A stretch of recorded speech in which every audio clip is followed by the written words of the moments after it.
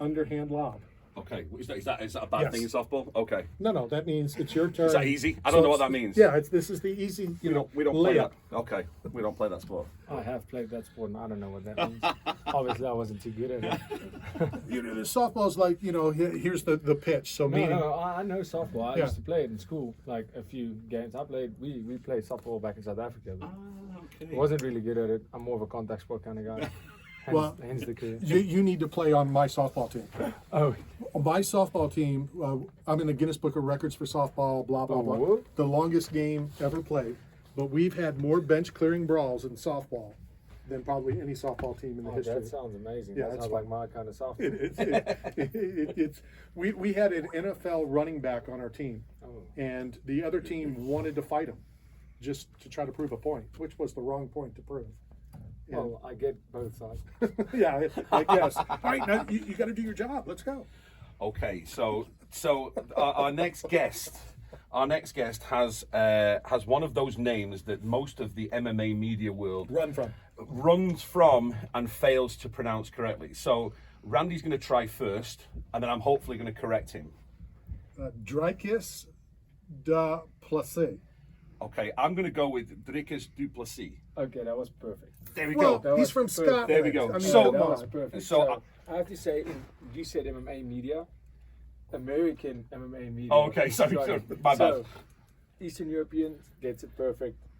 Even the British media gets it good.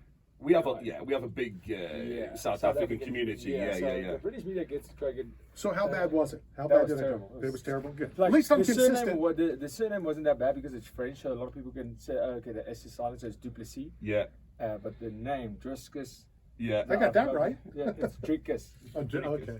Dricus. Yeah. I'm moving to South Africa then, Dricus. and I'll try to learn better. I used to live down in Cape Town. So many years ago with So that explains the with a perfect crazy pronunciation. with a crazy lady, and I miss it. I miss her every day of my life.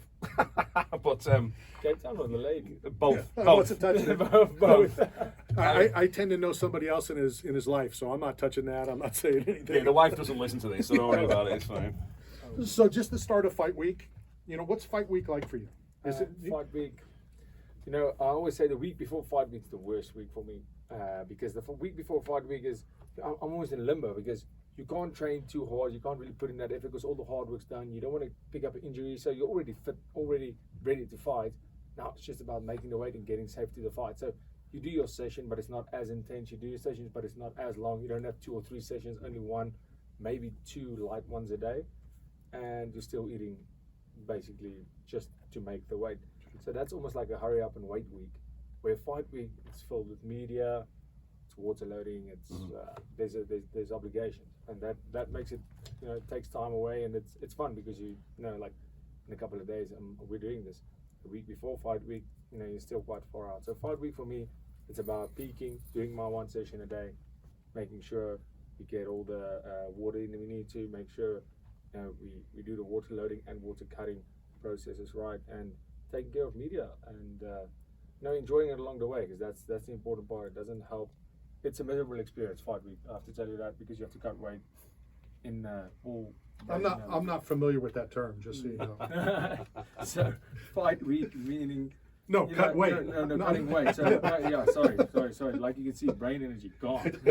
So cutting weight meaning like we have to at least.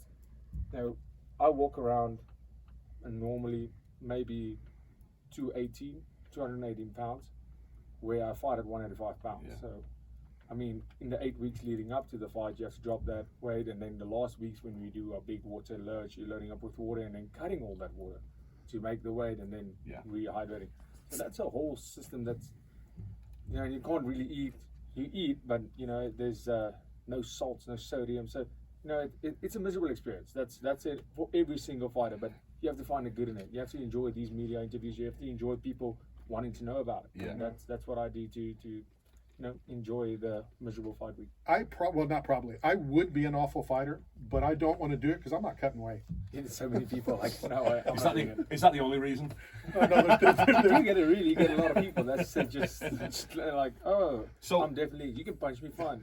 Cutting? No, I'm not cutting weight. No So way. so Sunday after the fight, what are you eating? What are you looking to? Well, what's the one thing you're just thinking I cannot wait? Oh well, so it's almost like every fight, like camp for the 2 months leading up, 8 weeks leading up to the fight. That's when you start cutting all cheat meals, all those kind of stuff. Everything has to be perfect.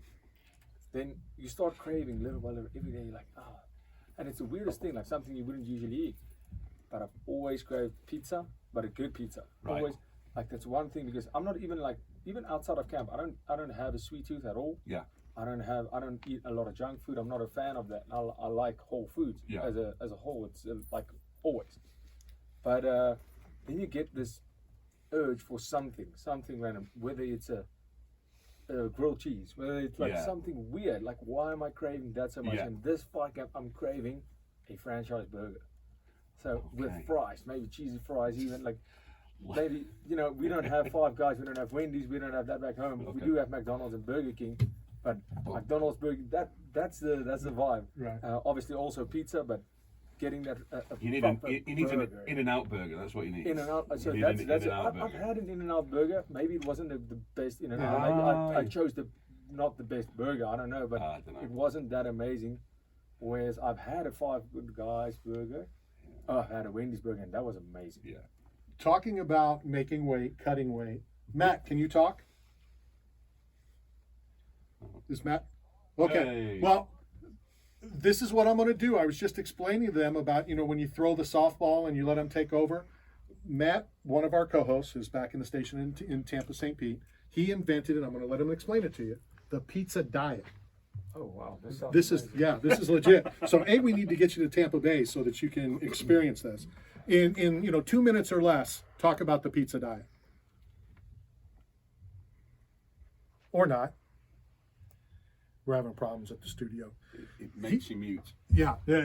So he invented a pizza diet, and then he won a natural bodybuilding contest. Cut weight. I won't show you the pictures because they're disgusting. I mean, I don't want to look at his body with no shirt and all that stuff. But it's oily. yeah, it's just bad. But he did invent the pizza diet, and it works. And this is also not like a Liver King thing where he took a load of like hormones and stuff to go along with it. He did it naturally. Are you back? Can you talk for a minute? All right, you're out. But anyway, we'll get you all the information. Well, please do do. you ever Please do. do you ever get around the states? Yeah, for sure. I come and train here quite often. Whenever I get a chance, I do my podcast back home. My team, Team CIT, back in Pretoria, South Africa.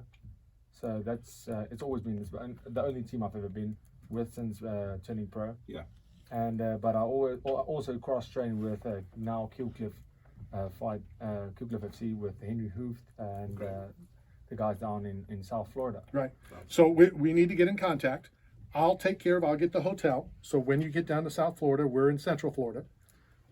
My producer has a limo. You'll have full access of the limo. Oh, yeah. We'll get you there. We'll get you on the pizza diet. We'll do all that stuff for you. Oh, that sounds great. So I'll come down for a 4 week, 6 weeks, and we'll just be on a pizza diet and see how that works out. We'll see. And then maybe notify the UFC. Listen, I'm changing weight, really. Well, if it works, let them know that Knockout Radio took care of you. Yeah, If 100%. if it doesn't work, you don't know me. Yeah, nothing to do with Yeah, it. yeah, It yeah. was just a I suggestion. have nothing to do with it. So real quick, let's talk about Saturday. Thoughts on your opponent, or do you not even care who your opponent is? Yeah, well, I mean, as a whole, like, I never really care about who my opponent is. For me, it's never a person stepping in there with me. It's an object. So not putting a face on your opponent helps me to always keep it the eyes on the goal, not on the person. Yeah. I'm not there to play the guy. I'm there to play the win. And obviously, I'm fighting Darren Till. He's a massive name in the division and the sport as a whole. He's one of the probably more well-known guys in the UFC. And incredible athlete. He's had his kid for a while now, and this is for him obviously a big make or break fight. But to me, this fight means absolutely everything. It's the biggest fight of my career, and it does matter who my opponent is because this is going to propel me into those big leagues. I was like, gonna next level. Yeah, we were just gonna say that one thing that I always think you have a platform whenever you finish a fight. When you're speaking with Joe, you're speaking with Bisping. You have a other than the actual fight to promote yourself and your style. You always have this opportunity to speak to the world, and you did it beautifully when you started to call out people like Darren Till, because your style.